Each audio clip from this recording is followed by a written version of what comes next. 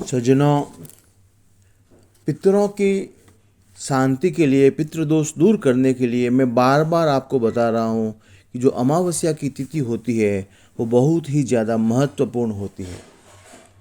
देखें, पितरों की पूजा करने से, पितरों के निमित्त यज्ञ करने से उन्हें शांति मिलती है और पितृदोष का निवारण होता है। और पितरों के लिए जो तिथि है वो अमावस्या की तिथि होती है। यह महीने में एक बार ही आती है और मार्गशीर्ष महीने की जो अमावस्या है वो 12 दिसंबर को आ रही है। 12 दिसंबर को मंगलवार भी है, तो इसे मंगलवारी अमावस्या कहते हैं, भौमवती अमावस्या भी कहते हैं।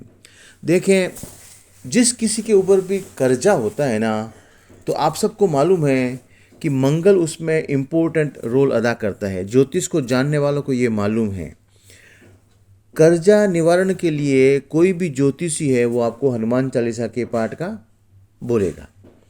यानी हनुमान चालीसा का पाठ करने से हमारा कर्जा उतरता है। उसका मेन रीजन क्या है? मंगल और मंगल की शांति के लिए हनुमान चालीसा का पाठ। और मंगलवार के दिन अगर अमावस्या आती है और उस अमावस्या के दिन अगर पितरों की शांति के लिए यज्ञ किया जाए, कुछ दान किया जाए, किसी श्रेष्ठ ब्राह्मण से यज्ञ कराया जाए, तो हमें निश्चित रूप से पितृ ऋण से भी मुक्ति मिलती है और कर्जे से भी मुक्ति मिलती है।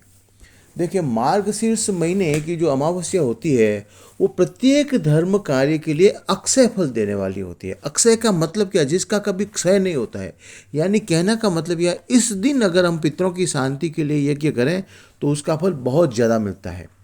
प्रत्येक अमावस्या को हमें पितरों की शांति के लिए यज्ञ करना चाहिए।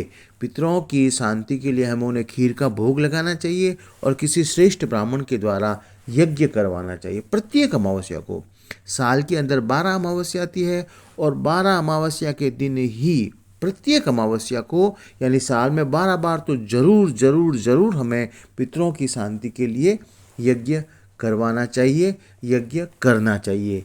आपसे अगर यज्ञ नहीं होता है तो किसी श्रेष्ठ ब्राह्मण के द्वारा यज्ञ करवाना चाहिए। यह अत्यंत आवश्यक है। देखिए, अगर आपके पितर आपके शांत हो गए ना, तो आपको जिंदगी में समस्त वो सुख सुविधाएं, भौतिक जगत की सारी सुख सुविधाएं मिल सकती है जो आप चाहते हैं। देखें, ज्योतिष के हिसाब से आपकी कुंडली देखनी पड़ती है, वास्तुशास्त्र के हिसाब से आपके घर का वास्तु देखना पड़ता है। ये सब बातें जरूरी है, परंतु मैं सबसे इम्पोर्टेंट बात क्या है, अगर आपके पितर आपके से संतुष्ट हो गए, अगर आपने पितरों को खुश कर दिया, तो वो सारी सुख सुविधाएं आपको मिल सकती हैं।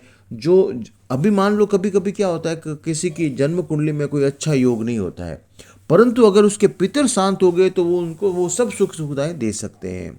अगर किसी के घर का वास्तु ठीक नहीं हो, मान लो एक सेकंड के लिए, हमें वास्तु ठीक करना चाहिए, ज्योतिष के साथ से ग्रहों की भी शांति का उपाय करना चाहिए, परंतु अगर सबसे पहले बॉटम लाइन, अगर आपने पितरों की शांति के लिए यज्ञ वगैरह दान वगैरह नहीं किए तो ये ज्योतिष के उपाय और ये वास्तु के उपाय भी कारगर सिद्ध नहीं होंगे। ये मैं बॉटम लाइन बता देता हूँ आपको।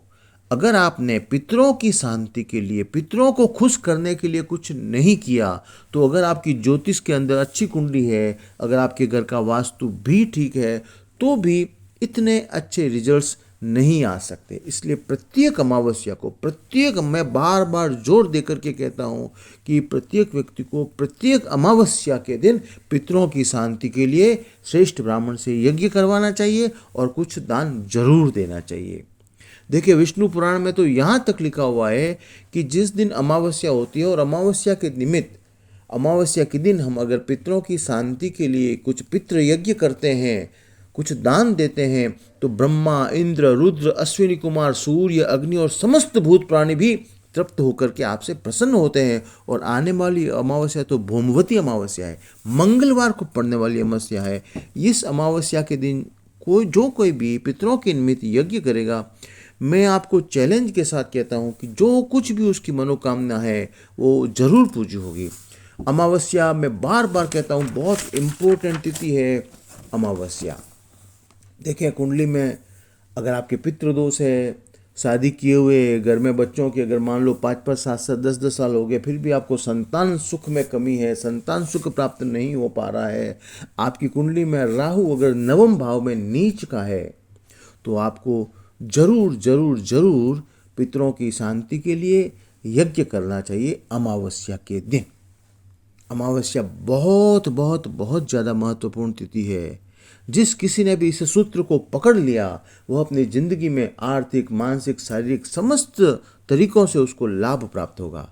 इसके लिए मैं रिमाइंडर के तौर पर आपको बार बार कह रहा हूँ, 12 दिसंबर को जो मंगलवार की अमावस्या है उस दिन जो मौका है यज्ञ करने के लिए वो नहीं चुके। आप मेरे से कांटेक्ट करें, कैसे आप इस यज्ञ में भाग ले सकते हैं आप मेरे से कांटेक्ट करेंगे, मैं आपको सब चीज़ें बता दूंगा। जय श्री कृष्णा, जय गुरुदेव।